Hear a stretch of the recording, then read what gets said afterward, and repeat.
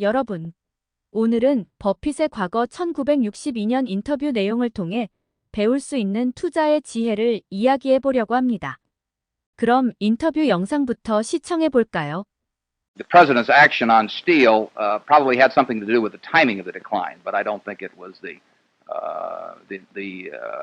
factor which determined the amount of the decline.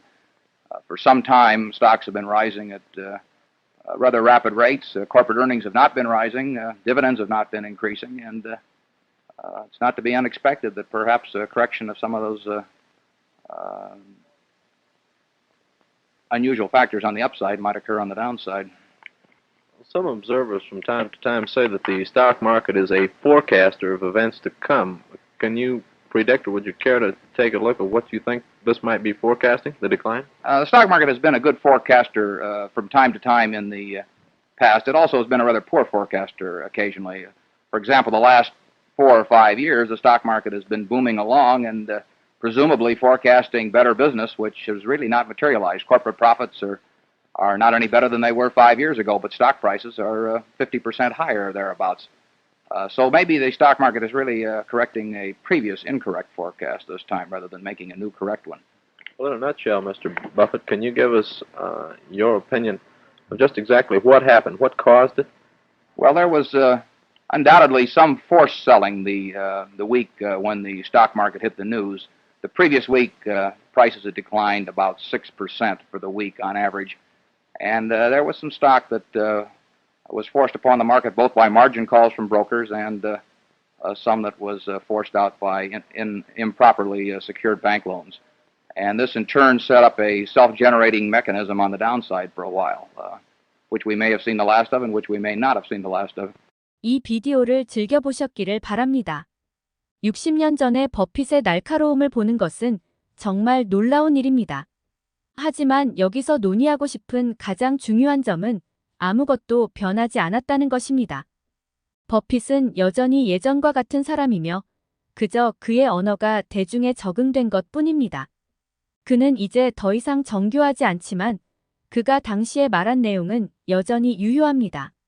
그럼 우리의 복지와 재정적 성공을 이해하기 위해 매우 중요한 몇 가지 주제를 살펴보겠습니다. 이해해야 할 핵심은 버핏이 말한 대로 주식이 아무 이유 없이 상승한다면 이는 기업의 수익이 개선되지 않는 한 하락할 수도 있다는 것입니다. 그리고 2006년 이후에 S&P 500 이익을 살펴보면 이익이 크게 증가하지 않았지만 주식 가격은 폭발적으로 상승한 것을 볼 수 있습니다. 또한 주식 시장이 미래를 예측할 수 있는지에 대한 질문에 대해 그는 주식 시장이 예측자로서 좋을 수도 나쁠 수도 있다고 말합니다. 따라서 이것은 순전히 버핏의 견해입니다. 그는 시장을 신경 쓰지 않고 자신의 사업에 신경을 쓴다는 것입니다. 그는 지난 60년 동안 계속해서 그렇게 행동해왔으며 그의 당시의 사고방식이 지금의 성공으로 이어지고 있습니다. 주식 시장이 아니라 사업에 관심을 두어야 합니다. 그리고 매우 중요한 한 가지를 더 언급했습니다. 당시 주식 시장이 어떻게 6% 하락했는지 언급한 것인데요. 이것은 우리가 지난 몇 달 동안 간간히 보았던 것과 유사합니다. 그리고 그가 중개인의 마진 콜, 다른 부채 콜 등으로 인해 시장 하락이 발생했다고 설명하며 이것은 정상적인 현상이라고 합니다. 이와 같은 상황은 2000년, 2008년과 2009년에도 발생했으며 다음 경기 침체에서도 발생할 것으로 예상됩니다. 그 이유는 주식 시장이 비싸고 높을 때, 그리고 주식이 비싸고 높을 때 일반적으로 마진 부채가 역사적인 최고 수준에 이르기 때문입니다. 이는 주식이 싸고 낮을 때가 아니라 반대의 경우에 발생합니다. 버핏은 이해를 담아 아마 우리가 본 것일 수도 있고 아직 본 것이 아닐 수도 있다고 마무리 짓습니다.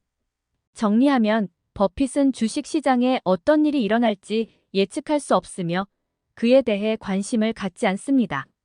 그의 관심은 자신의 주식을 얼마에 구매했는지 그리고 자신의 사업에 있으며 이것이 자신의 자본을 성장시키고 포트폴리오를 확장하는 기반이 됩니다.